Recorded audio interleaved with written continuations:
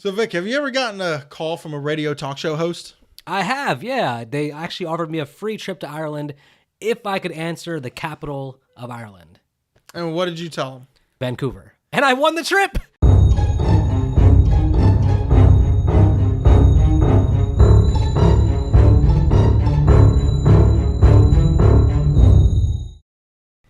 I still know, Nick. What do you know? What you did last summer. How do you know that? Because last summer I was in Wyoming. Because like Ben Willis in this movie, I know everything. Anything possible that I need to know, I know to make my plan work. So what you're telling me is you have some kind of voodoo doctor in your back pocket. That's right, folks. Last week, I know what you did last summer. This week, I still know what you did last summer. Wait a minute, though. Hold on. What? Ben Willis is no longer in my top tier of horror villains. Shouldn't he be saying, I know what you did I know what you did 2 summers ago? No, because he still knows what they did the summer they cut his hand off. So in this movie, he's not talking about them hitting him with a car 2 years ago. He's talking about them chopping off his hand a year ago. Exactly. Okay, thanks for the clarification, because I would think it would confuse Julie James when she sees the message. Because she's like, well, are you talking about two years ago or talking about last summer? To be fair, he never actually says, I still know what you did last summer. All it was, I still know. Yeah, well, he's just being efficient because, making the message with blood on the walls, that's a lot of blood you need to put the whole message there. So let's go into some background about I still know what you did last summer.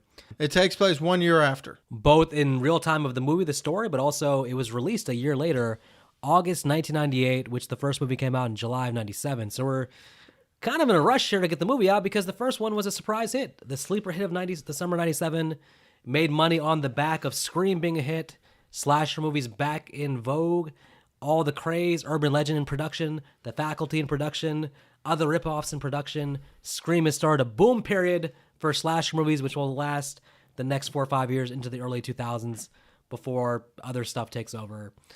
So, only fitting that we get I Still Know What You Did Last Summer, which we have Jennifer Love Hewitt returning. We have Freddie Prinze Jr. returning. And he's definitely gotten better acting chops. I gotta say, I agree completely. I don't know what happened in the 1 year difference here, but I feel like he's a much better actor in this movie.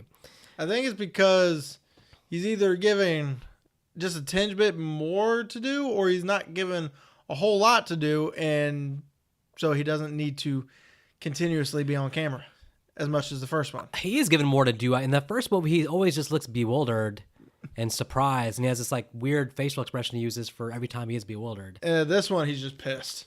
And maybe it's an easier emotion to play, but I think he sells it well. What we don't have returning is Kevin Williamson, who by this time had moved on to doing the Dawson's Creek TV show. He was writing his own movie, Teaching Miss Tingle, so he was not available to write the sequel, and that's going to show a little bit for sure. And then we don't have the director from the first one either. I thought the director in the first one did a great job. He read the script of this one and said, nope, I'll take a hard pass on that. Which should probably tell us something. That's some ominous signs heading into it, but we'll get to that in a moment. Budget-wise, it's all over the place. IMDb, for some reason, is saying a $60 million budget, which makes no sense. You said 60 million? Yeah, but then I did some further research on it, and apparently it's closer to $20 million for the budget, which makes more sense. Yeah. It made $40 million. Yeah. So if it was 20, it doubled what it spent. If it was 60, it was a flop. I don't think it did as well as they expected. To give a comparison, Scream 2 did almost as well as Scream 1. I don't think this one did anywhere near as good as the first I Know What You Did Last Summer.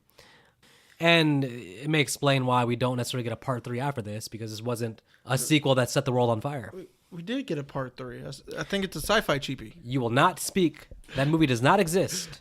Just like Children of the Corn parts 6 through 19, Return of the Living Dead 4 and 5, they don't exist. There is no 19. And that new Jeepers Creepers movie that came out doesn't exist. They made a new Jeepers Creepers movie? Exactly. Now you're talking my language. It doesn't exist. When did they do that? The less you know, the better. Okay. The less we talk about it, the better for our audience. Sounds good. Now, sometimes you do see movies don't do as well when they first come out, but then over time, with new audiences coming in, sometimes they kind of turn the reputation around and becomes a movie that's looked back with fondness, and its whole rep can change into a movie that was underrated. I gotta say, this movie, I did some research, looking at the different Facebook groups, Reddit groups, Discords, and from my research, this movie does seem to have a pretty good reputation now. People they see this movie as a fun movie. People feel like it's a worthy sequel. These are the fans online that I've noticed. Now, if you go on IMDb, though, it's a 4.7, which I can't emphasize how bad that is, even for a horror movie. Like, come on, 4.7 isn't terrible. I mean, we'd be hard pressed to name a horror sequel off the bat that's actually lower than that. 4.7 is really low. Most of the Friday 13 sequels are higher than that. I think most of the Nightmare sequels. I mean, this is like Pretty sure part 2 was lower. they're putting this in the range of like the Halloween Resurrections, the Friday 13th Part 5s. So they're putting this like up there with like the worst sequels. Freddy's Dead, even though we're both sort of fans of Freddy's Dead, but I can see where the world hates the movie, unfortunately. Are you really? Because I still remember you not liking a lot of the shit that happens in it. Listen, under a microscope, maybe it's not that good, but damn it, man, Freddy's Dead is underrated, all right? I will not have any Freddy's Dead slander. It's pretty good, and, you know, coming from somebody who tore down Freddy vs. Jason, which is considered a great movie. Freddy vs. Jason can go in hell. Jason should have taken that movie to hell when Freddy dragged him down there. So yeah, this movie, I mean, it's upon release, it's 9% on Rotten Tomatoes. 4.7 IMDb, 9%. It was a hated movie. 9%? This movie was really panned by critics and fans when it first came out. Again, happy to say that, or I have to say that it looks like recently in the last 5 to 10 years that it's starting to be appreciated a little bit more. But that doesn't say anything about our thoughts about it. We're going to go deep diving into I Still Know What You Did Last Summer. With a dream sequence. Yes. Well, young Julie James, still traumatized by the events of our previous 2 summers, has gone to church to confess her sins. And the pastor just happens to have a hook for a hand. Damn it, man. You know, you go to the church with good intentions. You want to get things off your chest. You confess your sins, only to find out you're confessing to old Ben Willis himself. Yes. Because outside being a fisherman, he's also a member of the clergy. You're damn right he is. And he dives through the thing to kill her, but No, he only punches through. He punches through to try to choke her, but luckily for her, she's only dreaming. And she wakes up. Yeah, she wakes up screaming. She runs out of the class. Will runs after her. And the first words out of his mouth when she mentioned she had another dream was, "Oh, the shower one?" Well, listen, let's give some quick background on Will, though. I mean, we'll just say like his full name is Will Benson. So, Will Benson? Benson? Let's not give the twist away so early. Oh, everybody's seen this movie. No, they haven't. Yeah. I bet I can find someone in Idaho who hasn't watched it. Okay, let's put that to the side for a moment. I think this is good characterization to have her be having bad dreams about Ben Willis, feeling traumatized. This is a good early characterization of her character. My question is, would she school in July? Summer school? Yes. She's in college. She can choose when to take the classes. Okay. Also, personally, I don't believe she would still be having nightmares about Ben Willis unless he was taunting her this whole year. Okay, sure, they never found the body. That doesn't mean he's not dead. You think she'd be completely over it a year later? Not completely over it, but to the point of having nightmares? No. Jamie Lee Curtis in Halloween 40 years later, she had been attacked by Michael 40 years earlier and was still traumatized 40 years later. Yeah. Yes, she should be having bad dreams about the killer who attacked her, who's still at large, who's still out there. We don't know that. They didn't find the body. He was in water. He could have gotten washed away. He's a fisherman. He knows how to swim, right? He only has one hand, and that hand does not have flippers. He's right-handed, and he lost his left hand, so he still has his use No, of his hand. he lost his right hand. All right. More importantly, how long has she known Will? Because I'm going to reverse engineer, because that's why I want to give the twist away, because it helps us to actually look at this from the eyes of, is this all possible? Now, the events of the first one happened a year ago. Yes. It's a year later.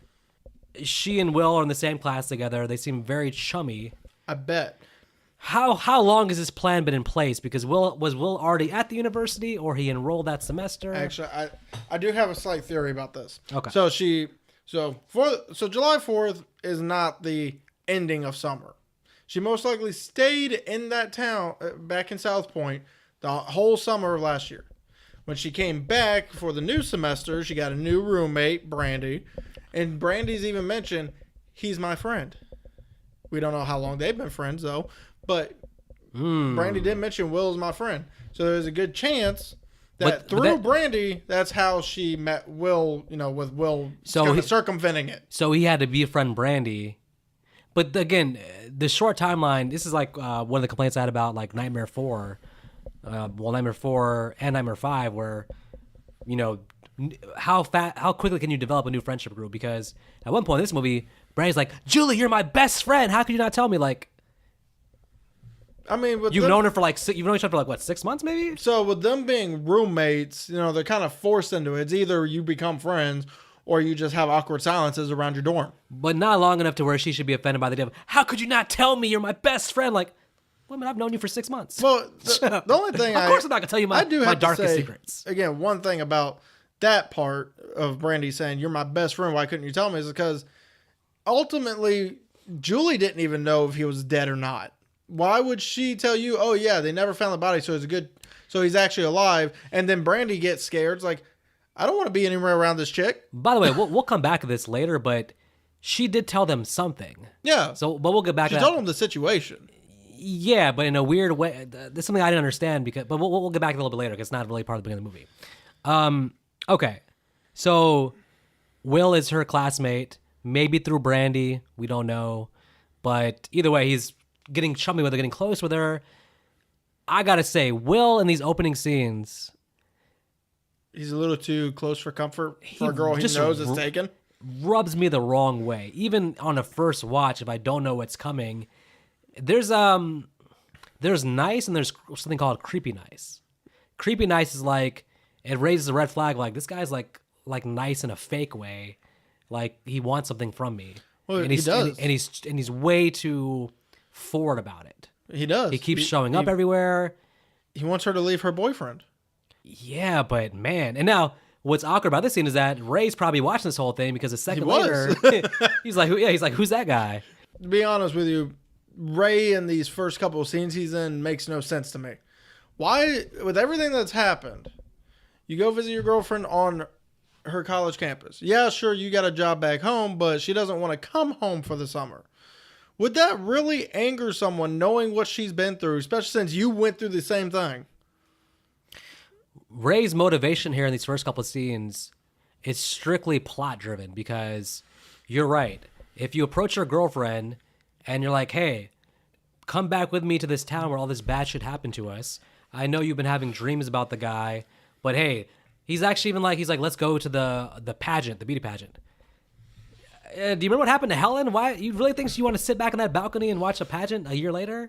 Plus, that's gonna traumatize her more. So okay, if you're the boyfriend and you do that, and she's just like, honestly, like, listen, I don't want to go back there. But at no point is she like, I don't want anything to do with you. I'm just like, I don't want to go back to that place. And he's taken it as, you want nothing to do with me. You need a break from the place, and maybe for me too. It's like, this is just clearly bad script writing. Because Ray's walking off, I'm just like, dude, why'd you take it that way? That makes no sense. She obviously wants to, like, she even said she wants to spend time with you. She just doesn't want to go back home. So this is just to create some drama between them. Well, they had to separate them somehow. Otherwise, Will would have been left back. This entire plot doesn't work unless that. And then, but there's still smarter ways to do it. I think that if she just said no in a vague way to make him feel like, I don't know why she's saying no, then he can be like, okay, but she's telling him it's the place. So don't have him ask her to come back to the place. Just say, like, let's spend time together, and her just being like, I need to be by myself because yada yada. Or even have her be like, hey, being with you right now would remind me of back then. And maybe the movie has to get over that. Mm. But something to make them a little bit more conflicted versus just her being like, I don't want to go there, and him being like, you hate me. Like, well, I think I know a great way, because he was planning on proposing to her. What he should have done is when she said, no, I don't want to go back, he takes her to a romantic area on the campus. Because campuses have some good scenic areas. Yep. Ask her to marry him, and she says no because, everything going on. She's conflicted. She's not thinking straight because of the different fears she's having. So the movie pretty much, even though she likes him, kind of pushes him away because she doesn't want him involved in whatever's messing with her brain to make her have nightmares 1 year later. Yeah, what they're doing here is they have to, even though they're together, the movie still wants you to like Will. They don't want you to hate Will at this point. So they want to be like, there's enough of a divide between Ray and Julie that we can understand why she's maybe warming up to Will a little bit. As you pointed out, Will's being a little too fake. Well, what gets me is like, okay, now we'll get this for a second, because first I want to talk about, we cut to Julie going to her apartment or dorm room, I guess we don't really know. She locks all the doors, and I guess she had a morning class because she's very tired. She goes to sleep. She sleeps a while. She sleeps a while because it's nighttime now. This I'm gonna say it right now. Almost every scene in the opening 30 to 40 minutes, I'm just like questioning things. I'm like, who wrote this shit? Now, this is the first thing that had me questioning. Well, we know it wasn't Kevin Williamson. I know, but okay. Answer me some questions here. Okay. She's asleep. Yes. She wakes up at the sound of her door opening and somebody entering her apartment. Yes. Okay. She doesn't turn the lights on. She just wanders through the apartment in the darkness. I want to mention she has a knife, and she has the knife on like an underhand grip. And I'm sorry, that's actually kind of the worst way to use a knife. I don't care how many horror movies you've seen. Never use an underhand grip. Okay. Now, first watching this, I was like, okay, she's scared because somebody came into her apartment. Yes. And that very well could be Ben Willis. Yes. And then I thought, or, and this is just a possibility. I don't know for sure yet. I was like, maybe this could be like her roommate. Nah. Because if she has a roommate, her roommate coming to the apartment shouldn't really startle at all. Too much sense to be made. Okay, now she goes into her closet to find Brandy. Find Carla going through her clothes. Because Carla probably assumed that she wasn't there and let me get her shirt. Skirt. There's two things here. They do a good job of actually not establishing if they are roommates. It's never actually said that Carla lives there, so we're left like, okay, did she? But we saw Julie lock the doors. Yes. So Carla clearly got in there with a key. Yes. So either she's a roommate, which makes this whole reaction by Julie like really stupid. She's acting like she broke into her apartment. She's acting all scared, but okay, your roommate just came in. So to be fair, what's in her roommate? If not, how the hell does she get in? Because the doors are locked. To be fair, this makes no sense. It doesn't matter if they're roommates or not. Carla was still rummaging through Julie's things. Yeah, but that isn't why she was mad. She didn't care like a damn thing about her borrowing thing. She was mad because she felt like, oh, you scared me. But if she's not a roommate, she has a key because you locked the doors and she entered in. Oh my God, who's in the apartment? Maybe she's a roommate. She's coming home. I know why they did it that way. So that way they can give Brandy the line of, hey, I just wanted to borrow your skirt, but I ain't about to die for it. Well, let's talk about now, again, to further cause the divide between Ray and Julie, you have Carla acting like Will is the best thing since sliced bread. Carla, every scene going forward, is going to push for Julie to leave Ray and go with young William. It's because he's Ray. Now, and she says because he's from, I guess their town's called South Point.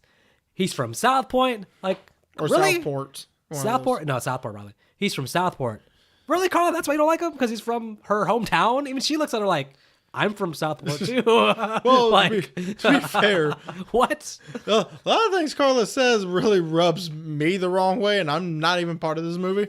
I'm just thinking, how are y'all friends? Well, I'll give you an example. She's like, let's go to the club. Drew's like, no, I don't want you. She's like, what did I say? And Julie laughs like, ah. I'm like, she's bossing you around, making you go to the club. You don't want to go. So, I kind of feel like that with this character, they wanted her to be one of those aggressive type friends where you still like them. You want to do things with them. It's a thin line to walk there that still like them part. So. Well, the thing is, with aggressive friends, they're doing it because they want you to be happy. Whereas this one just makes it feel like she's more bossy than an aggressive friend type. I understand that completely, and maybe Julie is like so passive that she needs someone to push her. Mm-hmm. But her pushing her away from Ray towards Will is just like, huh? Yeah.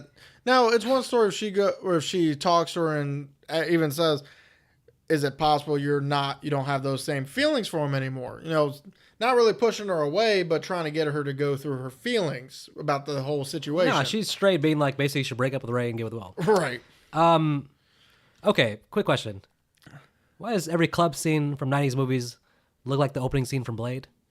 Because What is that like weird jump cut showing people dancing in the nightclub? This looked like the opening scene of Blade again. Well, that's because Blade came out in this year, 1998.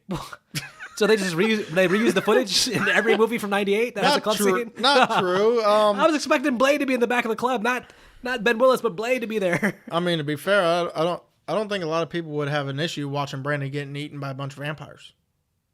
As she's playing this guy. If Carla gets eaten by some vampires in this movie, I'm okay with it. So. All right, we do meet Carla's boyfriend, who's Ty. equally as pushy. Mekhi Phifer. Ty short for Terrell. Mekhi Phifer, who I like in almost all his movies. I'm always a fan of Mekhi Phifer. But in this movie, man, I don't know, man. Same thing. Rubs me the wrong way. Honestly, I've only seen him in 3 movies that I can think of. This movie, 8 Mile, and Dawn of the Dead remake. He's been in a lot of movies, dude. Mekhi Phifer's a pretty big name, man. Well, okay. Here's the thing. I get him and Carla together because they're both pushy and bossy, so maybe two wrongs make a right. But I'd hate to see how their kid turns out. Well, I guess I don't need to. So, that's not gonna happen here. So again, to add to the awkwardness, why is Will at the club? Because Brandy invited him. Yeah. I'm just like, you can tell in these opening scenes that like Julie's just not feeling him like that. She does not want to take that step to be with she's Will. never, even before the whole situation in the previous movie, she was never the party type. Yeah, but I feel like, okay, as we'll know, Will has an ulterior motive here, but on face value, it's like he's just like the guy that keeps hanging around. It's like, dude, go live your own life. What are you doing? Well, here's a question. In this club, do you think Ben Willis was behind her in the corner, or do you think it was just her imagination again? I think this was the imagination. I know that Ben Willis is like a pretty bold dude. In the first movie, he mostly does hang in the shadows for the most part. I don't see him walking into a club with the hook and the slicker. I mean, obviously it's dark enough where you can get away with it. But he has to get through the bouncer first. But still, everybody at that club, it's not a Halloween party. Everybody's dancing club clothes. Everybody would be looking at him sideways if he walks in there with a slicker. I think that this was her imagination. She's dreaming about him. She's seeing him everywhere. I think if Will, because they cut to Will watching her basically. If Ben was going to be there, Will would have known about it. And Will would have been like, oh yeah, go dad, do your thing, baby. But even Will's like, hey, what's wrong with this girl? Unless he's like really like, because nobody else is like looking at him at that point. So his facial expression being that way, there's no reason for him to be like, hey, what's wrong with her? So I'm thinking that legit she's just seeing things. I think. You think Ben Willis was like, no, I'm going to the club tonight? Nah. What I think is... last time he went to the club, it was probably the disco era. He's used to disco music. Well, that's when Will was conceived. Saturday Night Fever. No, what I think it is Will's hoping to get her in bed before he kills her. Because he's still a college kid. Of course. But anyway, and then we get a random telephone call the next morning. Well, this is going to be controversial because this is a much talked about scene. Now... It is? It's a lot, yeah. There's a lot to unpack here, Nick. Young Nicholas, there's a lot to unpack here. So, young, I'm only 3 years younger than you. Yeah, wait. Still younger. Okay. Julie wakes up in the morning to hear thudding. The controversial part is, can you dry your shoes in a dryer? Yes. Because Carla's always scaring her, basically, in the apartment, apparently. Okay, well... I would have laughed if instead of Carla catching the shoes, one of the shoes hit her in the head. Couple things here. My knowledge of radio things like this is that... They're scams? You're listening to the radio. And the radio host will be like, all right, whoever's the 10th caller, call in now. Yes. Win a prize. Yes. Because you want that to be on the radio of your show. Yes. This is somebody from the radio station just calling them on their phone. Yes. But I guess not actually on the radio. I guess not, because we don't even hear radio on. He's claiming a radio station they know. He says like 10 whatever, and they're like, yeah, we know that. Okay. Free trip to the Bahamas if you get the question right. Yes. The capital of Brazil. Or Rio de Janeiro. Now, I gotta say, this is a bold thing because when I first saw the movie, I mean, hell, if I knew what the capital was, I was like, oh, she got it right. They're going to Bahamas. But anybody who knows the actual answer is like, wait a minute. That ain't the right answer. So you already got the red flag going, but I'm guessing both of us just like, oh yeah, that's the right answer. We just went with it. I didn't know. That's because freaking Julie looks at a package of coffee and starts screaming Rio. These are two college kids that don't know geography. But between the two of them, they're both just like, oh my God, yes! Like, okay. Now, so basically whatever they said, the radio host was going to have to be like, you're correct. So if they were like, Vancouver, Canada, they'd be like, you're correct, Vancouver, Canada. They could have gave the dumbest answer possible. He was going to have to say yes. So there's a couple of questions here. I guarantee you, if this really, even though we know it's not, but let's say it was. Let's say Will actually worked for the radio station. Oh, my God. I mean, and they didn't know it because, he throws his voice to sound like that radio talk show host. And he was actually on the radio, calls them up because he wants them to be the winners, obviously. Yep.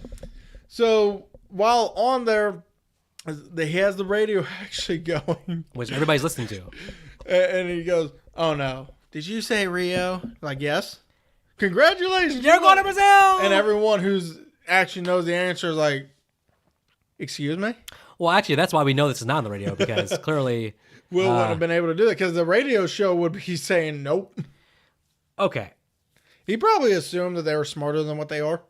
I thought he assumed they would get the answer right. He had improvised, be like, "Yo, they've got it wrong. These dummies." That's why he was like, "Oh no, did you say Rio?" He was like, they deserve to die for this. But to be fair, I'm guessing 70% of the audience watching it the first time didn't pick up on that they got the answer wrong. It's Not like yet. If you pick up on it, then it's like, oh, well, they're doomed. But I was like, okay, they won. What if they didn't answer the phone? What if they didn't answer the phone? Well, then what was the plan then? Because this is the beginnings of a very, very elaborate plan to get them to the Bahamas. Well, then what would have happened was, I guess Will would have just won the tickets. Like, hey guys, I just won these tickets on the radio. Y'all want to come with? Which you'd think that would be a smarter choice when you're Ben Willis, because if Carla wins it, let's say Ray wasn't acting like a douche nozzle and actually said, yes, I will go to the Bahamas with you. There's your 4 tickets. How's Will getting there? So it's very tricky because the way they did it, all right, they win 4 tickets. Yes. Let's get into the mind of Ben and Will for a second on the other side. They're like, Ben's like, she's going to bring you, Will. And Will's like, nah, man, she's really into Ray. She's going to invite Ray. And Ben's like, don't worry about it. She likes you, son. I mean, what's going on there? Because I think they have to agree that most likely she's going to invite Ray, not you. Which you'd think Ben would want Ray there because he's still part of the revenge he needs. 100%. But he wants Will to be involved, so he wants Will still to be there. So worst case, I'm assuming that if Ray actually goes, Will is going to buy his own ticket and still meet them in the Bahamas later on to be a part of it. Or there would just be 2 killers running around. Yeah, I think either way, Will was going to go to the Bahamas, but it's much more convenient for him to go with the group because then he can keep tabs on them. So they must want him to go with the group. So they apparently they know that Ray's going to be an idiot here when Julie calls him because, okay, let me present this scenario to you. Okay. Your 10 out of 10 girlfriend, Jenna. Yes. No way. I didn't say what she was calling for. She rings on the line. You're just saying yes. She calls the line to say, hey, Ray, I just got a free trip to the Bahamas. Yes. Me, you, the fun son. What do you think? And he's like, man, I really got to stay around. I got to stick around here and catch these fish. No. What fish? They're not even biting. Okay. This is one of the dumbest things I've ever seen in my life. And on the phone again, she says, what does she say? She says, it's not Ray, you, it's not you, it's the town. And this is proof because she's invited you to the Bahamas. Clearly she wants to be with you. And Ray's like, I'll try, but listen, if not, just go without me. What the? Okay. I think so. What the hell is Ray thinking here? Again, this goes back to the beginning. They're writing this so stupidly because they have to get them from point A to point B. As soon as he hangs up the phone, he's like, "Oh, I'm an idiot." So, they could have actually still done the situation next that they did with him just saying, "Yeah, I'll go with you. I'll be there soon." And then Ben still can attack them on the damn road. Here's the problem. By him leaving doubt, if the assumption he's going to be there, that's why Carla goes ahead and invites Will. Because Carla's like, oh, well, by Ray leaving doubt that he's coming, that's the motivation for Carla then to be like, oh, I'm going to go and invite Will. If Ray's just like, I'll be there, then there's no invitation to Will. So I get that part of it. The problem I have is what happens next. Ray and his buddy decide that they're going to... He changes their mind, and his buddy's like, hey, I'll go with you so I can go to my friend's house. So before you... Oh, okay. But before you continue, yeah. I actually do have something to say. You said by there not being any doubt, Carla wouldn't have invited Will. Well, here's the thing. After the actual attack happens, after he says yes, she believes he's coming, the attack happens, then he seems like a no-call, no-show to Julie. Yeah. In which case, Ty gets there. He's like, okay, well, where's this Ray? Carla then goes, well, it's obvious he's not coming. Gives Will a call. Will shows up. And then it also drives the wedge between this relationship a little bit more because now Julie's thinking she just got stood up. I don't think you can, because they're at the place where they're leaving to go, though. Yeah. I don't think you can call Will at the last second and be like, hey, Bahamas. They're in front of their apartments.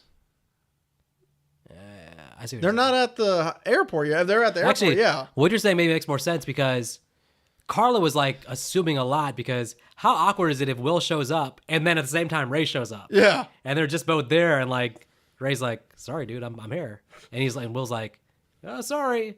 She almost set up a very awkward, if Ray had shown up, that'd have been very awkward for both Carla and Will for them to be there and then Ray pulls up. Yeah. So that was so maybe what you're saying is maybe Carla could have been like, hey, Will, be on standby. If Ray, be ready, pack your bag. If Ray doesn't show up, I'm going to call you. And then, but I guess they really don't have cell phones in this movie either. So, but even so, she could easily go inside, give him a call, because realistically, when you go to an airport, you want to get there 2 hours early, which means you want to leave. Yeah, I guess and then because now Julie feels like she's been stood up by Ray because Ray said originally he'd be there. Now it's going to make her go more towards Will at this point. I just think this is where Carla's a bit unlikable to me because I think she should see her friend clearly is still attached to Ray, and you almost force a situation where she has to go on a trip to a different place with this random guy. Yes. Like, you're really messing up her relationship now, and she's actually upset that Ray's not coming. You're just like trying to pigeonhole Will into the situation, and Will is like there, like happy-go-lucky nice guy, like, hey, I'm here, hey, giving that like awkward smile, like, hey, what a fun trip it's gonna be, and Julie's just like, I don't like you, like, so. But let's go back to the attack. So now, I got a question about this one. Now okay. It's dark. My BS-o-meter about this whole first half of the movie has been high, but it's dark, right? It is. They show up. They see a car wreck. They see a body. So Ray decides to get out and walk like 50 feet from the truck. Yep. Me, with it being that night, no other cars around. Me personally, I would drive closer to the body. And then with my truck literally right there, because obviously with where Ben Willis is, he knew that Ray would stop 50 feet away from the body. Well, okay, you're getting to the bigger point. So you're getting to the logistics of like when the attack starts. Yeah. I'm flabbergasted by how this was all planned out. The knowledge that Ben Willis has to have to plan this out, because I got to remind you, only Ray and his friend know what the plan is. Ray and his friend at the dock together next to each other make the plan of, hey, we'll drive up together tonight. But Ben Willis is a fisherman. He's probably on the docks listening. What? So Ben Willis is there in the background listening to this whole thing, I guess. Yes. Oh my God. Even then. Or I, he somehow tapped the phones. he didn't tap the phones. Okay. They should have shown someone looking at them in the background then, because this makes no sense. This secret plan that him and the friend have made to go. Now, even if you know, even if you hear what they say, we'll drive it there tonight, blah, blah, blah, blah. Ben Willis, think about what he does there. He's put something in the middle of the road, and then he goes and hides in the woods somewhere to watch what's After going on. crashing a car. He doesn't know what time they're going to arrive. He doesn't know if another car is going to come on the scene. Mm-hmm. What the hell? What? How is this possibly planned out? For them to show up perfectly, and he's just like, oh, yeah, this is all going to... No, this is ridiculous. I don't think he was there at the dock. Where do you think it was? How could he know this then? Because why would he be at the dock? It wouldn't make sense. It's the middle of the day. He just knows that she's going to call him at that exact time. That doesn't even make sense. Or he still has friends that work at the dock. They're talking to each other pretty close, though. He has to be very close to hear their conversation. They're on the dock. Do you know how many people most likely passed right by them? So Ben Willis has some connect on the dock who's listening. Yes. No, that's stupid. It's not stupid. Ben it's himself, the only thing that makes fucking Ben sense. himself has to be there, which again makes no sense because he's risking being seen then. That makes no sense. He has the other guy, the friend, wired. I'm gonna assume that there's only one road out of town, so he at least going towards the college. So he has to know that they have to come on this road. Yes. He still has no idea what time they're coming, and he has no idea if they're coming. If they're coming, and then he has no idea if there's other cars going to come on that road. Yes. So the whole thing is one big quinky dink, and then Winkle dinkle. Winkle dinkle, and then Ray's reaction made no sense either. He finds the doll, and he immediately calls back and yells to his friend. You'd think, honestly, personally, I would feel like he's coming after me because my friend has a way to escape because he's in the driver's seat of the truck. I don't really. Sure, I could probably outrun him, but if he comes up behind me and just... Well, by the way, okay, the guy in the car, so his window was rolled down. Yes. So that way he could hear in case Ray calls him. What was Ben going to do if his window was rolled up? Punch through the glass. Yeah, but you can't hook him with one shot to the glass. You have to break the glass, then hook him. You give him a lot of... To be fair, the guy, instead of screaming, should have drove away. Yeah, true. He had plenty of time to hit the gas. He literally looked, screamed, and then you see Ben wind up. He does that long. This always happens nice. That long, epic 10-second scream. Like, yeah, plenty of time to drive where you're like, ah! Okay. Now, I would have understood if maybe he saw it and went, oh shit, hit gas. But just to sit there and scream? Okay. Let me go to the end of this attack. So after this happens, Ben Willis, being the resourceful guy he is, hops in the car and says, hey, remember me chasing Barry with the car? Let's recreate that scene. This is very much similar to the first one. After some lollygagging and some pointless chasing, he runs Ray off the road. Or Ray jumps off the road, but yeah. Ray falls down a hill. Yes. To a place of unconsciousness. Yes. Just like Barry. Now, what do we know of the rest of the movie? Ben Willis actually intends to kill him here. Yes. Why didn't he go check on the body? Because he was too busy trying to make his flight. He was probably on the same flight as Julie and the others in the back. There's no excuse for him not to stop the car, get out the car, walk to his body, and finish the job. This wasn't a scare from how he reacts to Ray at the end of the movie. The whole plan here is to kill Ray. Why? You can't cut to black and be like, well, that's it. That's a big plot hole for him not to come back and kill the body. Yeah, well, we're going to have another plot hole right before the climax, so just hold on. Ben apparently turned stupid. All right, well... But yeah, like I said... Anyways, yeah. But he still had to go catch his flight that was leaving that morning. He was in the back of the same plane Julie and the others were in. You think so? Yes. And as for how he got on that island, he was most likely hiding under the fish deck of that boat that they took to the... My God. No, I think he arrives on the island when he does his first kill. Because it looks like that's when he's on the dock even. So it's like, I don't know. He was hiding. After they got there, and even the captain of that one ship got off, he then made his move to get out of there, hide, and wait for nightfall, and someone So can be by we themselves. can surmise that he knows enough about boats and stuff where he could have brought his own boat. He didn't need anybody to like guide him or assist him. Of course. Plus, he apparently knows the island. Very well, because he didn't grow up in the town in the first movie. He actually is from this island. Or at least he worked on this island for years. Let's talk about this island for a second. So this island, It's a beautiful island. it's actually one resort essentially. Yes. The hotel receptionist is very mean and rude, which is odd. Usually, Well, that's because it's the off season. Wasn't expecting to babysit a bunch of kids. yeah, but he's being an asshole, and it's like, okay, well, I don't know why they're making. Well, he's also not getting paid. they're making the entire hotel staff assholes, which doesn't really make the movie any better. Well, not Nancy. Nancy was pretty nice. Yeah, because if you're named Nancy in a horror movie, you have to be a decent character.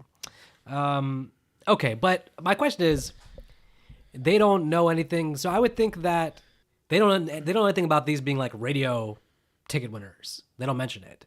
They just they say no. They say you have the honeymoon suite, but they don't. No, the guy himself said, "Oh, our contest winners are here."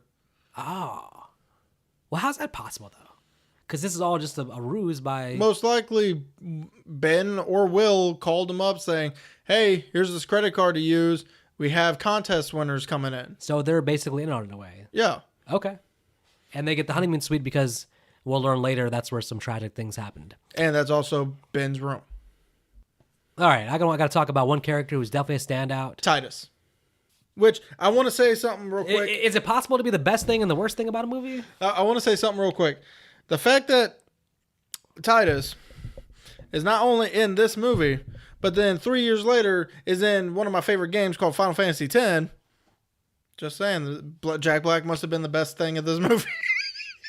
I mean, Jack Black was going to be a bigger star than everybody here. Right? But you wouldn't know it watching this movie. I mean, I guess you kind of would know because he's definitely hamming it up. Oh, yeah. Big time. He's definitely having fun with this one. Yeah, Jack Black is, man, he's pretty funny. You want to get to Ray somehow jumping out of a... I could have sworn hospitals purposely do not have openable windows for situations like this. Yeah, I mean... Because I remember when I visited my dad in the hospital, when I visited my grandma and my grandpa in the hospital, not once was their window able to open wide enough for somebody to jump out of. You are correct. That is just not how hospitals are built. I'm going to chalk this up to what I call our hero syndrome. Hero syndrome is when, if you're the hero in a movie, especially a horror movie, you can defy all odds in physics and be granted certain things that don't make sense. Which is funny because originally because I forgot that he got out through the window. So when the scene started up and they say, "Oh, well, this room flatlined," I'm like, so wait a minute, they're not even 5 feet away from the room. How did he just walk out and then you see the window open? I'm like, I don't think that's how windows in the hospitals work. Yes. I think it's a good time as any to discuss the cost of this plan by Ben Willis as we see our guests check out their hotel rooms and realize that they're in for a fun weekend of storm season, but that's besides the point. Yes. All right. Well, listen, we've seen a lot of horror movies before, and, killers sometimes have, elaborate plans to take out the people they want to take out. There's revenge on their mind. They'll do a lot, basically. But I don't know if anybody has ever gone to the lengths that Ben Willis does in this movie to get revenge on Julie James. I'm still trying to figure out, how much money does this guy have? How much money do you make as a fisherman? what fisherman- Maybe he killed a rich guy and took all of his money? I don't know what fisherman pension he tapped into, but this was not a cheap plan that he came up with. This was a elaborate plan. Okay, so let's back it up. Let's list it out. So we need Will to enroll into the university Yes. and take summer classes, which again, these are not cheap things. These are expenses. I doubt Will's there actually to get a college education. He's there to get close to Julie. Wink, wink. We have 4 plane tickets plus 1 for himself. Yes. 5 plane tickets to the Bahamas. Yes. He has to rent the boat to take them to... Well, I guess the boat's part of the resort. So most likely the pay for the resort includes the boat ride to the resort. So never mind on that. But 4 tickets to the resort package in the honeymoon suites. Yes. And then, of course, And one of them has a nice little view if you go up into the roof. yeah, okay. $10,000. I want to say, well, I guess in 1998, that sounds about right. Woo! Ben Willis is sparing no dime to take out Julie James. Now, I only offer an alternative, and let's say a warped reality. Would it made more sense for him to simply break into her apartment and kill her? Like, he could have probably just got her isolated on the college campus. Sadly, that probably would have done a lot better for him than what they do here. But And by the way, but they didn't want to be like Scream 2. if it was, oh, that's true. But, I mean, I don't. Okay, my other question is, if it was so important to kill Julie on this island, why did you not care at all about Ray going to the island? You just wanted to. You were fine with killing Ray back in the small town. I think it's because Don't you want almost equal revenge on both of them? I think it's because it was not so. Julie is the reason why Ben Willis no longer has his right hand. You think he gives her a bigger piece of the pie of liability than he does Ray? That's because she is the one who originally defeated him in the first movie. Ray was knocked unconscious or knocked off the boat. Yeah, but I would think the sweetest feeling would be to kill them together. Make them suffer, tie them up like the movie Strangers and have them suffer. See, the problem about Strangers is that movie sucked. The point is, though, they tied him up and made them suffer. The revenge on Ray here seems very like, I don't care about you. I'm going to run you off the road and then go about my business. Whereas with Julie, it's like a whole elaborate scheme. I just don't know. And by the way, I guess I have to ask, too. Could you have just done away where it was just Julie and then one other person coming to the island? Did you need to include Carla and her boyfriend, which seems like, again, like a higher risk of like, why am I bringing more people into this? Just call Julie's phone until she answers and get her to answer the question. And then she has one ticket. Maybe she takes Carla then, actually. But I don't know. The 4 tickets, I guess, was just a way to make sure that she takes Will also. Well, if I may, I think it's also mainly because most radio talk show contests really do want to make sure you have fun with a whole group, not just 2 people most of the time. So it could just be because of that.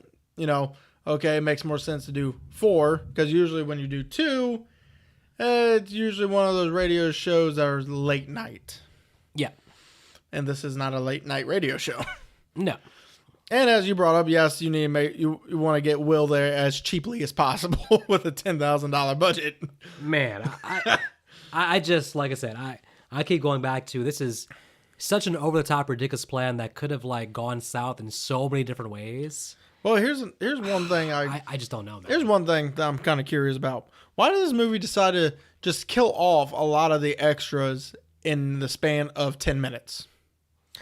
Well, so part of Ben's plan, again, that's over the top, is that by bringing them to this island, he now has 5 other people he has to kill. You have to kill off the whole hotel staff. I mean, there might have been more bodies we didn't even see him kill. I know they showed some on screen, but didn't he have to kill whoever was at the hotel? He had to kill, basically, right? Well, I'm trying to figure out, when did all the people at the place leave the hotel? Because when they first get there, the whole hotel is covered with people. And then in a few hours, they're all gone. Maybe because it's storm season, they all hitched the boat and left, I guess. I don't know. I mean, I know not all of them fit on that damn dinghy. That just seems, again, like if I'm Ben, I'm like, okay, I want revenge. I can kill her at the college, or I can bring her to an island where I have to take out the entire hotel staff, do all this stuff. So many things again can go wrong here. Ridiculous. I got it. I will give you the theory when we get to the scene about his wife. Okay. And I think, too, is like, by the way, there was something about the first movie where it was actually like a real tale of revenge. Mm-hmm. He felt like he had been wrong, and he's getting revenge on them, and he was only killing people that were somewhat involved in the process of him getting to them. Yes. So all these random kills just feels off. It makes him seem like more like he's just a general serial killer and not like a revenge person. Well, our first kill is the deckhand guy. Well, he had to go because you can't have the deckhand running around. So. Well, I mean, he was too busy trying to sleep with Julie and Brandy at the same time. Very true.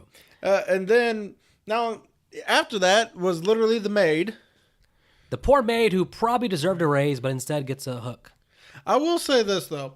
After the deckhand death, all of a sudden Jack Black just turns around, takes a hit, and looks like he kind of smiles. And I'm just like, He's out. are they trying to make him seem like a red herring? No one's going to believe Jack Black is killing people or setting people up to die. Hell no. I didn't. Especially since Titus is literally the very next death. I didn't get any red herring sense from that. I just got dude's high, heard a noise, looked back, and said some good shit, and kept walking. And then he dies.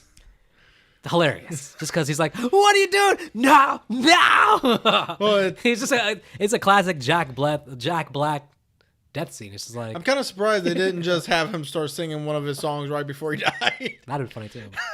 So Ray buys a gun. He's got to take out the. Well, yeah. I mean, I'll say this. Like I said, in the first movie, Ray would have been my number one pick. Like, okay, if someone's got to die of the main four, kill off Ray, because I'm sick of him looking bewildered in every scene. His acting is terrible. I didn't like Ray.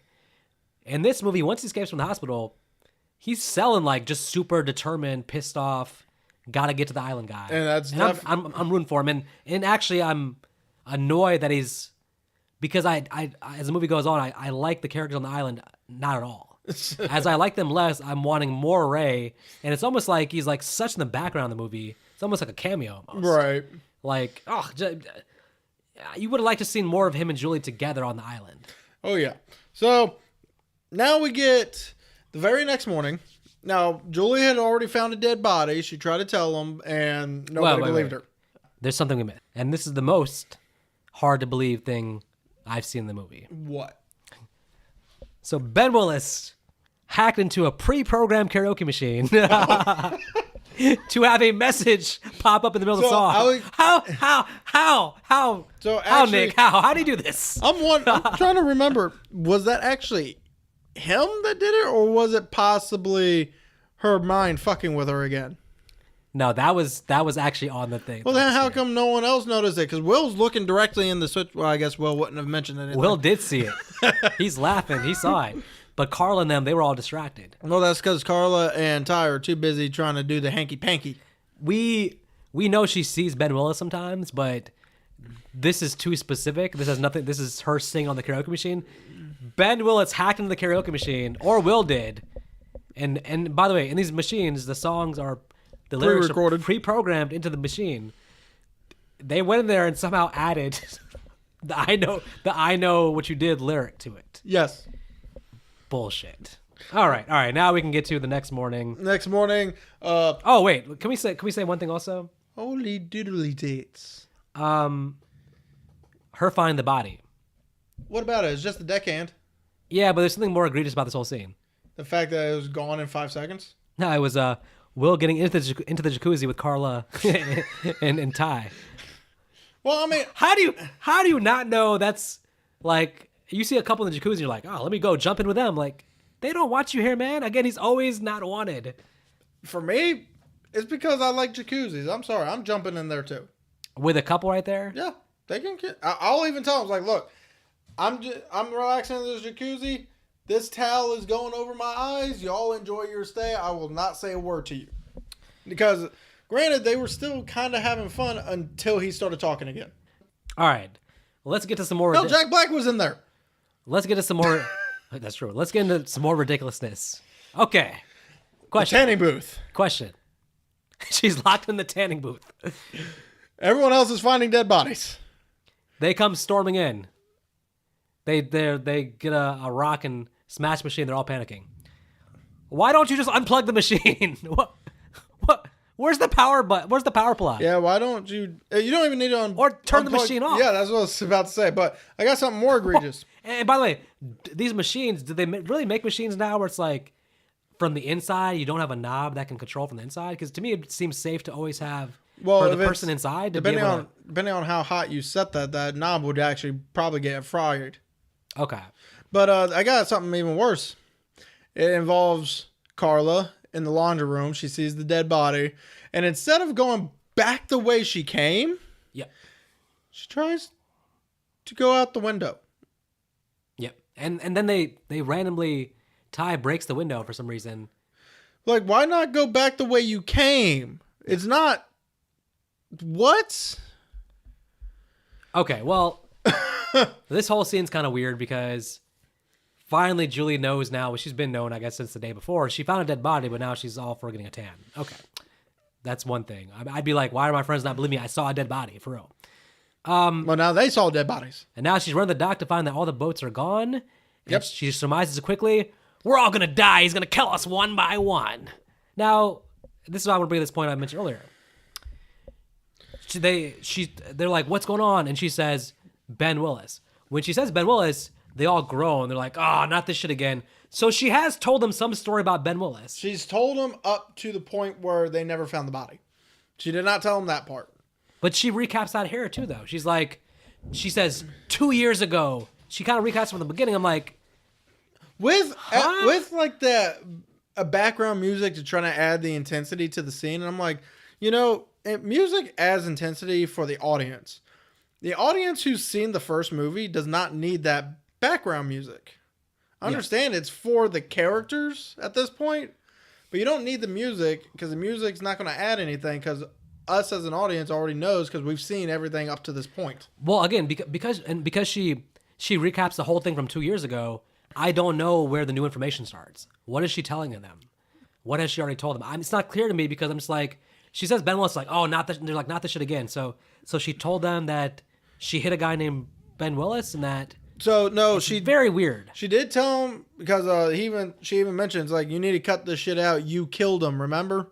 So obviously she told him about what happened the year prior with Helen and Barry being killed and them being hunted.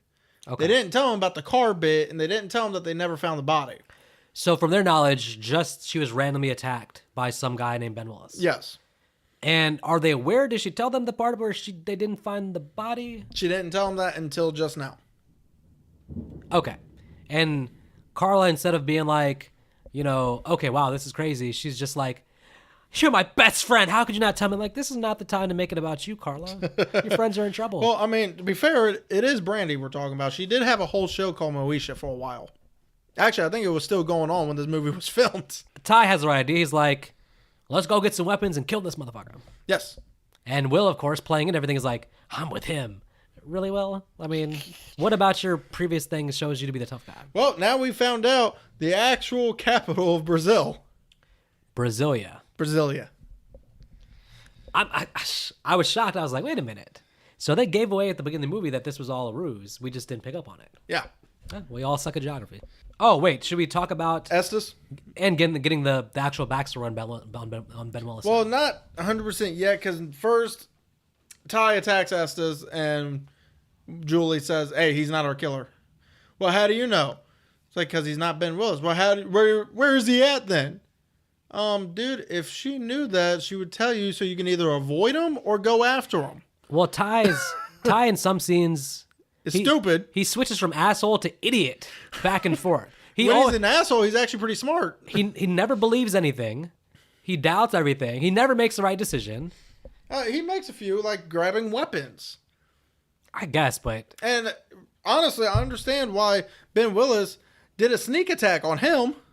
Because Mekhi Phifer would have kicked his ass. Well, we'll get that in a second. But first, let's talk about the backstory because... So this kind of retcons Ben's backstory from the previous movie.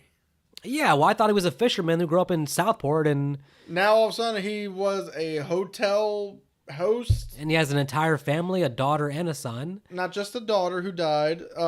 And now apparently he's killed his wife. His wife was mysteriously found, chopped to pieces... And the guy, Estes, even hints at the idea that maybe... She was cheating on him? With the deckhand. Which we kind of figure out how Ben would have known that, considering the fact that there is literally a two-ray mirror pointing down at the bed. Very true. And so they wander in the woods where they find a couple of gravestones, including one for young Julie James. Yep, it's written in blood. Now, look... The one thing I wanted in this movie more than anything was for them to recreate the "What are you waiting for?" scene, and here we go because in the most ridiculous thing ever, she does it again. She gives the speech again. Do you think they got a kid to record this one too? I think so. Somebody's laughing their ass off because in the same tone, Julie staring out the woods. I'm right here. My grave stays empty. Oh, yeah. I know exactly who's laughing their ass off. Whoever's causing the thunder right now. Yeah. He's sitting there like, why would y'all... He's literally looking down from the heavens, whether it's God or whoever you believe in, is just looking down from the heavens like, why would y'all refilm this scene? Yeah. I think they must have thought this was like a popular, fun scene from the first one and not the most laughed at, memed about scene about the first one. Let's talk about the most laughed at scene, in my opinion, which is Estes apparently thinking he can take on a 21-year-old. Well, he hits him in that. He hits him in the face with a damn, what? Or. I think from what we see, he's winning the fight. But then we cut away and I don't know what the fuck happens afterwards. Well, yeah. But anyway, he does say, we're not going anywhere. What he means by that is, I'm going somewhere and you're not. No, that's not what it means. He knows he's dead. He's not on a suicide mission. Well, what do you think he was going to do with that dinghy in the freaking ocean's acting the way it is? Yeah. He was going to die if he went out there. He was going to try to get as far up the river as he could, all right? He was going to die. He's going to shore up on the other side of the island and get a volleyball named Willis and live like the movie Castaway. Nah, he was going to die. All right, now let's talk about the death of one young Tyrell. Now, okay. Ty, again, becomes the leader for a second. He's getting them all weapons. He takes in the pantry to get food. Because, obviously hungry. They find Nancy, who hits him in the face. Which I'm guessing... I know the power went out at some point, but I'm kind of still surprised that she didn't freeze in there. Because she's not exactly wearing a jacket. Yeah. Okay. Let's talk about the logistics of how this Tyrell death makes sense. Well, it doesn't. Because there's no way. They're standing in the room for a while, talking to each other. And you're telling... Where the hell did Ben Willis come from? I don't know, because I know those Gaylord vents, they're not big enough to hold a person. And they would have heard somebody coming down from that. So from where he's standing, for the hook to come down, there's no way them standing across cannot see him immediately above Ty. Or hear him coming down the damn vent. In Ty, I'm sure they're all conscious of like noises and stuff. Even though Ty maybe screwed himself by making the stupid speech he's making before he gets killed. Maybe that's covering up the noise of Ben coming down. But okay, so because I had two thoughts. You said, I was like, did he come to a vent or was he hiding there the entire time? Still, if he's hiding the entire time, like, how would he have known to hide there anyways? Though. Well, here's the thing: he wouldn't have fit. He wouldn't have fit. But then also, yeah, like as an old man, you're gonna make a lot of noise with your movements. He's not like a young, swift, skinny person. So he knew to hide there? I don't understand. It's a really ridiculous scene. Well, it's just honestly, they only did it because if Ben and Ty would have met face to face, Ty would have beat his ass. I think Ty would have been like, okay, it's an old man, and Ty had weapons. They all had weapons. Ty would have killed Ben Willis. By the way, they all have weapons in this scene, right? Yes. Why are you not attacking? Like, stab in the legs. Because we wouldn't get a chase scene otherwise. Well, okay, and this brings me to... And actually, I think at some point, I believe Carla did lose her weapon. Okay, fair. Now, Carla and Julie they don't know their way around the hotel per se. So, but Nancy does. Nancy does, and I just feel like there has to be a gun somewhere in the hotel. There has to be there's some security room. Even like there's some security room where there's some kind of weapon basically, yeah, or like an axe. A big problem in this movie. So the first movie got away with this because the killer was mysterious. He was in the background. You didn't know who the killer was. Mm-hmm. So when he's chasing you and he's walking after you, I don't know who this is. This is scary as shit. Looks like Jason, Michael Myers, whatever. In this movie, as an audience member watching it, you're like, okay, I know this is old man Ben Willis. He's wearing a slicker. Okay, that's not that scary anymore because you know his face. He walks slower than Jason, slower than Michael Myers. All he has is his only weapon is the hook. We have no evidence of him being able to fist fight, nothing. He just has the hook. What do you mean we have no evidence of a fist fight? Did you not watch part 1? Yeah, Ray beat his ass. He beats Ray's ass. Ray was winning the fight, and then Julie was like, Ray! Remember? And then he knocked him to the water. Ray was getting his ass beat. Ray won the fight. No, he didn't. He had him down, and then Julie popped and said, Ray! Distracted him, and then he hit him into the water. That's why he lost the fight, because Ray is not battle hardened enough to not let the distractions happen. Listen, This old man has the hook. He takes slow as hell to wind up and do anything with it. I'm just saying, him chasing after 3 people. I know it's like 3 women running away and whatever. He's chasing 3 people, basically. He's walking slow as hell. They should just stop, get a weapon, and just take him down. It's not that scary. Actually, no. Ben did win that fight. Because I remember Ray was going at him with one of those little spear harpoons.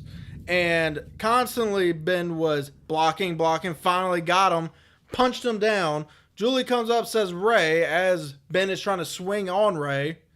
And then Ray looks over, knock off. So Ben did win that fight. He didn't win. It was neutral, though. He won the fight. How'd he win? It was neutral. They were face to face, but nothing was happening. Easy. He got knocked off the fucking boat.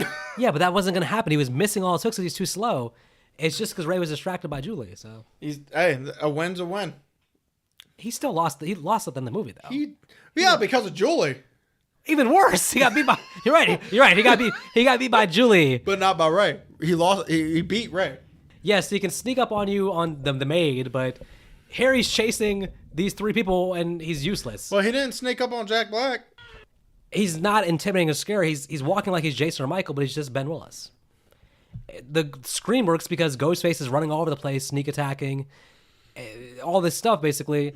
A human killer who walks like 1 second and only has a hook, it's really not that intimidating. Well, he's also an old man, as you mentioned. He kind of can't run. Plus, Julie, just in the cemetery, or just in the woods, was like, doing her "what are you waiting for" speech. It's like, shouldn't she be tougher? Why is she running away, like, just running all the place? I know why. Brandy isn't tougher. Yeah, well, why can't Ben kill Brandy? Because he tries repeatedly to get her, and he sucks, and he can't do it. How hard is it to kill Carla? Jesus. Apparently very hard. I blame Moesha. I'm irked that that they killed Sarah Michelle Gellar but decided to allow Brandy to live. What? How's that fair? Easy. Sarah Michelle Gellar wasn't that big of a name yet. How much better? Didn't Buffy start after that movie? How much better is this sequel if it's Julie and Helen going to the Bahamas? So much better of a movie. Oh my goodness, so much better. That's what you think. Sarah Michelle Gellar, she was already on Buffy when the first one was being filmed, she was already on Buffy. I thought it was when she was doing Scream 2. It was like right at the first season, so that's why I don't think this movie works as well, because it's just when he's chasing 3 people, just like, just stand in a circle and attack them from all sides. He doesn't move fast. He's not. I mean, he's strong, but if you have different people attacking him, you can get him. Anyways. Brandy left alive, Carl left alive for whatever reason. I think the movie's more impactful if she dies, but she's kept alive here. Well, we did get a pretty fun scene with her constantly having to dodge his attacks with the music in the background. It wasn't as good as the Helen chase scene for the first one, but it was still pretty good.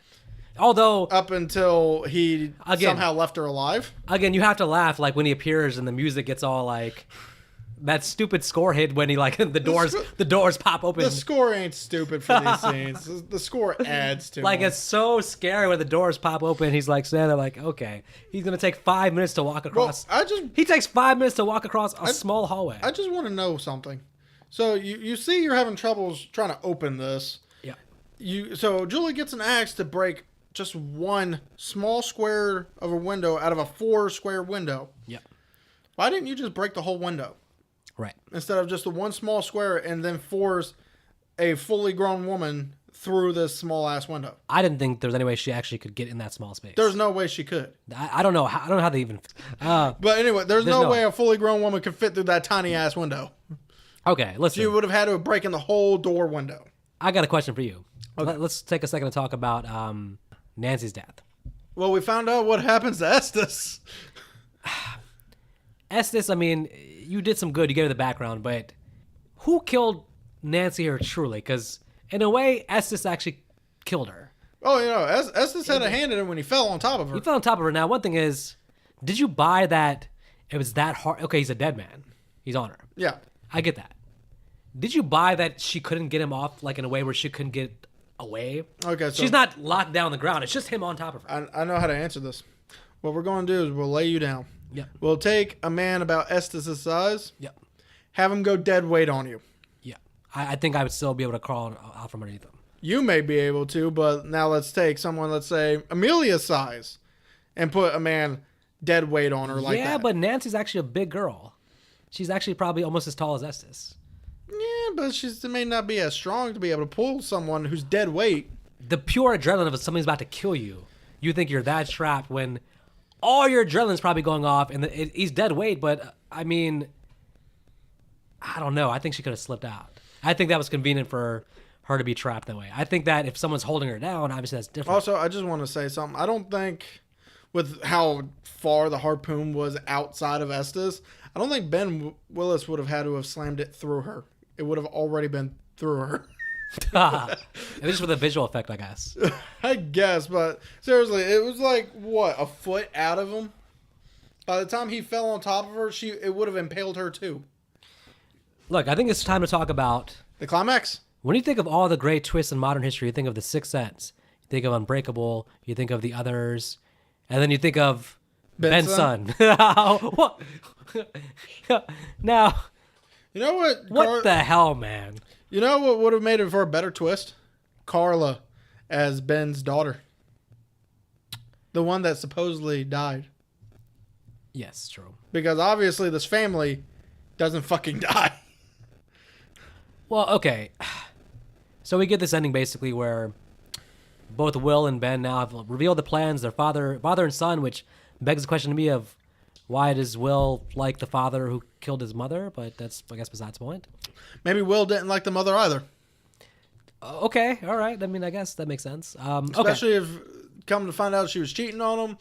And there's also the fact that would he have, well, I guess at his older age he would know, but as a kid, would he have known that Ben killed the mom, or would have been made some kind of story up? I wonder when his daughter died, was she still close to the family, or was she'd try to get away from them? I feel like she would have been close. Maybe she was still in the same town. Maybe she went to but they were on the islands. Maybe she went to Southport to get away from them, and Ben Willis followed her to Southport, and that's when he ends up killing the other guy. But was she estranged? Because I don't think so. Because I think you killed mom. I think this movie retconning the first movie's backstory was bullshit. Yeah, that's why I'm trying to put it back together. Like, I think the daughter must have been estranged from Will. But that would mean that Ben was not a fisherman at all in the first movie, even though even Ray knew who he was in a sense, to an extent. No, Ray. Because Ray knew his boat.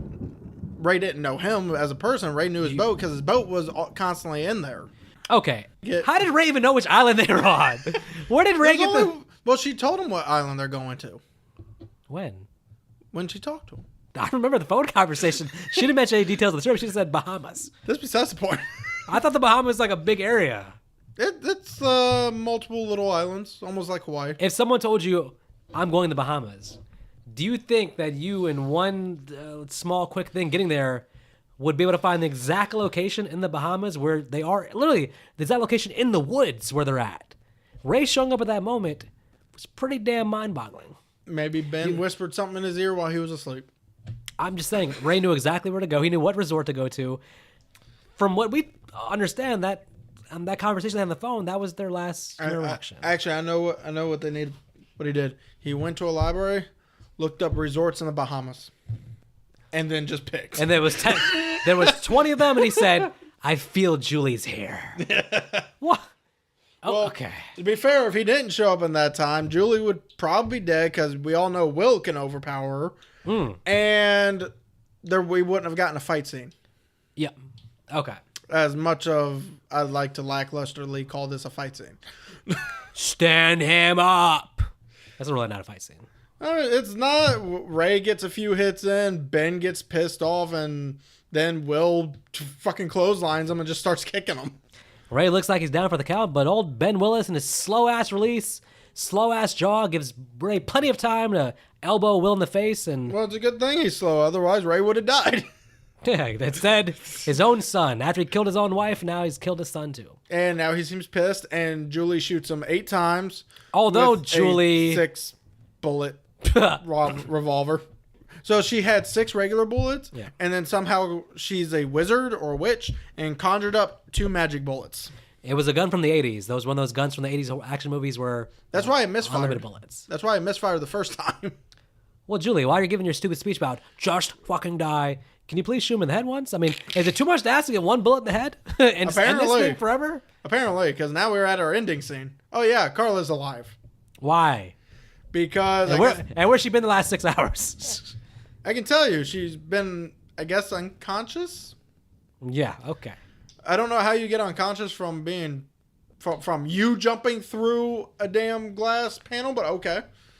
And I guess she hit her head somewhere, so she has a concussion. It's a really big loose end you think about, because while Ben and Will are in the woods, Ben has to know that Carla's still somewhere back there alive. Yeah, why did he leave her alive? You can't let her get back to civilization. It's like, that's a very big loose end. Why? So it didn't make sense. You left her alive, but again, it's no shock that Ray comes back because, hey, Ben, you left him alive at the beginning when you should have killed him, you idiot. Yeah. I feel like the movie would have also been a little bit better if they spaced out the killings instead of killed everybody in the span of one night. I just think that they're all random killings that don't mean anything. It's all characters we don't know or care about. So that's why if you space them out, we can at least get to know a few of them. Yeah, and they made the hotel staff mostly unlikable. You wanted to see the receptionist guy get killed because he was being a dick we don't. He got an off-screen kill. That felt very... And it looked like Jason killed him. Right, with a machete. He had a machete in his head. I don't see Ben Willis doing that. Why wouldn't he just use his hook? That was hook? probably Will. Will during the middle of the night when we weren't seeing the crew. That death scene was not Ben's MO. Ben cleans up. Ben uses his hook. That was not his MO. No. Well, the ending makes sense now because when I first saw it, it was kind of like, okay, because she didn't shoot him in the head, he's still alive. Now he's killing them at the end. But clearly that's the dream sequence again. Yep. Especially now, we're finally going to get a third part to this series. Finally. I don't think Ben Willis is coming back, but something maybe... Will. He just has a bionic heart. All right, let's get to our final thoughts. I'll go first. So... Yeah, you seem to love this movie. I just, it's one of the more... It's a fun movie, but it is ridiculous. There's a lot happens here that doesn't make sense. And it's hard to put together why Ben Willis went to so much trouble to kill Julie and all this trouble and all this money spent, and you didn't even kill her. To entertain us. For entertain us for 90 minutes, I guess. I think the movie, it suffers a lot from not having the mystery whodunit element from the first one. In the first one, we actually don't know who the killer is. There's a mystery component. That's a lot of fun. And this one, we know it's Old Man Willis, so there's less intrigue from that. The character's way better than the first one. I think you pointed out earlier, too, we talked before. Mekhi Phifer's role is like a fake Barry. Yeah. He's trying to do the Barry thing, but Barry was like a little more deeper, more likable, I'd say. Carla's no comparison to Helen. I do think both Jennifer Love Hewitt and Freddie Prinze Jr. are better actors and better characters in this one than the previous one. So I give props to them. I do like their characters and actually buy them as main characters this time around, where I didn't really care about them in the first movie. So I'll say this. It's not as bad as IMDb is saying. It's not a 4.7. It's certainly not a great movie by any stretch. If we're just turning our brain off and saying dumb slasher, I'm stretching here, but I'm going to say 2 stars. And it's really stretching because a part of me saying 1.5.